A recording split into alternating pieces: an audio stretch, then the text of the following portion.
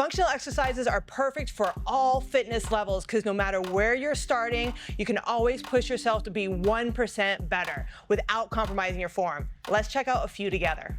Let's start with our plyometric body weight movement. So let's take an exercise where it can be explosive, but it can be a little challenging on your knees or your ankles. There's a way to regress that and progress that. So let's take jogging. Let's start with jogging, Shannon. So we are jogging in place. If this is a little too much for you, or you just need to catch your breath, slow it down to a march. You are marching in place so that you can catch your breath, get everything warmed up a little bit more, and then maybe progress to jogging in place.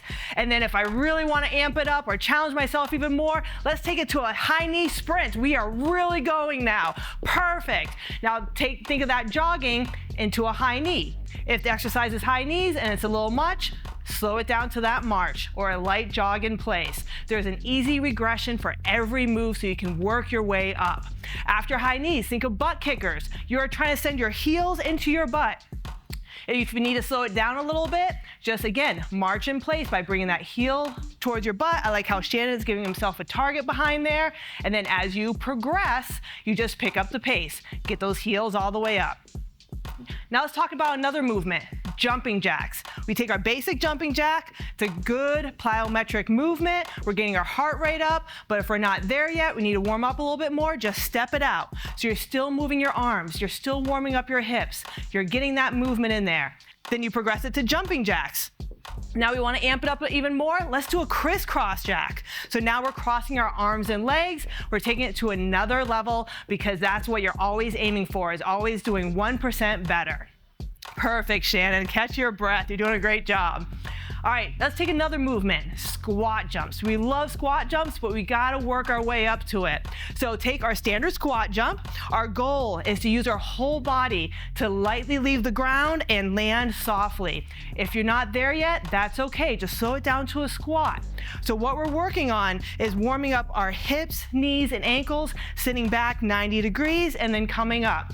When you feel comfortable, then start adding that light explosive movement, just enough for your feet to leave the ground. If you want to amp it up even more, let's bring it to a gorilla jump. So now we're bringing our knees all the way up. Look at that air that he creates. Still getting that soft landing. Nice job, Shannon. Good. Catch your breath. All right, squats is a great one, but now think of lunge jumps. Again, we have another plyometric movement. So for these lunge jumps, we're going into that split stance where we're getting that light explosive movement. Really got to work on our balance here with that soft landing. If you're not there yet, that's okay. Slow it down to a reverse lunge. So now you can control, again, your hips, your knees, driving backwards, coming up. As you progress, start adding that little hop movement. So perfect. Nicely done, Shannon. All right, another great one that we all love is burpees. Who doesn't love a good burpee? Love it. So let's show them a good burpee. So you come all the way down to that high plank position, jump your feet out. You can add a push-up. That's a great amp up. Bring your feet in wide and explode up. We are working our full body.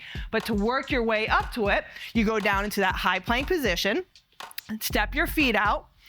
If you want to add the push-up, just drop to your knees.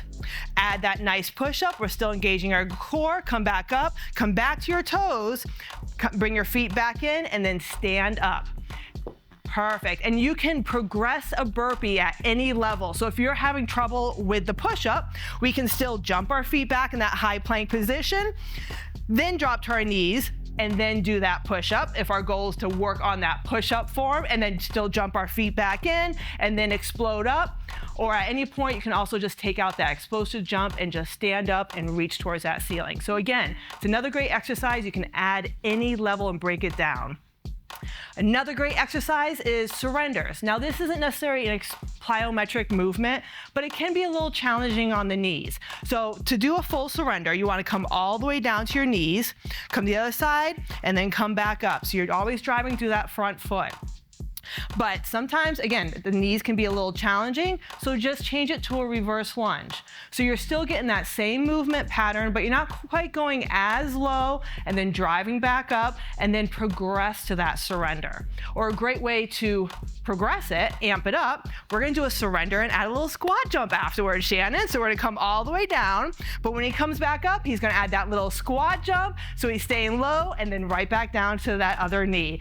So again, you can take any exercise exercise and progress it and challenge yourself more. Let's talk about my next favorite bodyweight exercise, the push-ups. It's a great way to work your upper body muscles as well as your core. So let's start with a basic push-up. Our goal is to always be in that nice high plank position. We got that nice neutral spine, our core is engaged, our glutes is engaged, and our goal is to bring our chest all the way down to the ground and back up, keeping a nice straight back the entire time, meaning our hips don't drop or our nose doesn't come to the ground first. But sometimes we just need to build up this form, which is okay. So first, let's talk about dropping to our knees. When we drop to our knees, it just takes some of that leverage out, but we're still thinking about keeping our core engaged and keeping that nice straight line from our knees to the top of our head as we lower our chest to the ground and then come back up. Again, not leading with our nose. Another way to build this up to help work on the depth is to grab an object.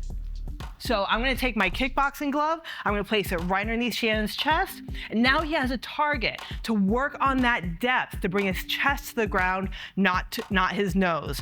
Then as we progress it, I can tell Shannon just to do it on one knee. We're starting to add a little bit more to his body weight for him to control with his core, lower his chest to the ground, and come back up. Then as he progresses even more, we're going to go on both of our toes. And again, still leading with our chest, lowering all the way to the ground and back up. If you're having trouble stabilizing your hips here, we can just bring our feet a little further apart. That helps with that. And then if we want to add even more to this, we can add a little more explosive movement to it. So I'm going to move this glove out of the way, and then Shannon's going to come down to the ground and do a little bit of an explosive push-up. Just enough for his hands to come off the ground, but notice he's still doing that soft landing. Beautiful, Shannon. Maybe you have a client that's so deconditioned that they're not quite ready to even start on the ground from their knees. So utilize another surface, such as a wall or a bench, so that they're elevating their chest a little bit more, so it's not quite as hard to hold their core while they start working on that depth, and then we start changing them lower to the ground. So there's a lot of great regressions and progressions in that exercise. Another great upper body and core exercise is the planks. So let's talk about these planks. First variation is there are two different kinds. There is the high plank position where we're still engaging our core, our glutes, we're working those shoulder stabilizer muscles, and then we have the low plank position. Same exact movement, we're engaging our core, glutes, nice neutral spine, working our shoulders, but we're just a little bit lower to the ground. So for many members, if they have weaker upper body with the shoulders, starting them in the low plank position may be easier on their body as well as their wrists.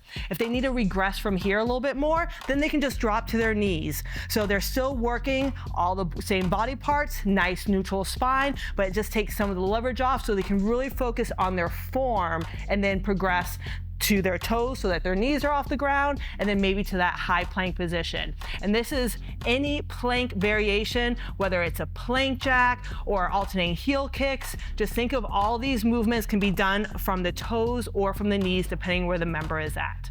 Now let's keep going from that plank position to other core exercises. So for core exercises, of course, we're trying to build up all those abdominal muscles, and we all might be in a slightly different place. So let's talk about a common exercise is the sit-ups. So when we work our sit-ups, there's a lot of different variations, but the concept is our feet are on the ground and our goal is to get our whole back off the ground. This takes a lot of core work. If you're not quite there yet, then just start with crunches. So with crunches, it's just enough to bring your shoulders off the ground. Hands can either be behind your head or across your chest. The focus is just enough to bring your shoulders off the ground, kind of sending our chin towards that ceiling, and we're pressing our lower back into the ground. And then as your core gets stronger, then we can progress that to a full sit-up where again, your full back is coming off the ground. Perfect. Another great exercise is our V-ups. This is such a great challenging move. For this, we're elongating our body, our arms and legs are straight, and we're coming up with both legs at the same time up to our tailbone. So that means our full back is coming off the ground with our legs. This is a very advanced exercise. But if we need to work our way up to it, that's okay. Great way to do it is just to do one leg at a time. So one leg comes up and then back down and then the other side. So it just helps you stabilize your lower back a little bit more so that your core can do the work. So if you have a member that's really struggling with that exercise because their lower back is bothering them, this is a great regression. And then as you progress, you start working for both legs. Perfect, Shannon. Good. Now taking that method into our lower back. This is a problem for some members as they need to build up that lower back with their core. So when we're working our lower core muscles, that lower abdomen, some common exercises are flutter kicks, where we hold our legs straight out and we're fluttering. This really works our lower core, but it can be challenging on our lower back. So just have members put their hands underneath their hips, and what they're doing is they're taking that pelvic tilt backwards so that their lower back is pressed into the ground, and then they can really focus on that lower core. If this is still a little too much, just have the members bend their knees slightly so it takes some of that leverage off and they can work it that way. Or if you need to just take it a little step further, we'll have both heels on the ground and you're just gonna raise one leg at a time. So again, they're just building up that muscle, and then as this gets stronger, we can straighten our legs out a little bit more as we do that same exercise. Perfect. Again, we're working on progressing that leverage until we can get both legs straight out and off the ground. But the key is supporting our lower back. Perfect. Last exercise to talk about is our V-sits. So if we're in that V-sit position, again, this can be very challenging on our core, but our lower back as well. So our goal is to be on our tailbone and our feet off the ground. So whether it's a V-sit hold or a twist exercise, you're working your core, but for some members, this can really bother their lower back. So just have them set their heels on the ground. They are still leaning back a little bit. It kind of creates a little C curve in their spine. Their core is engaged, and then they can work that little twisting movement, but just having the feet on the ground helps them stabilize their hips so they can focus on the core, and then they can progress to one foot off the ground, keep working their way up, and then they've put both feet off the ground. And then now they have their V-sit twist really working their core. If you are loving this content, subscribe and click here for more.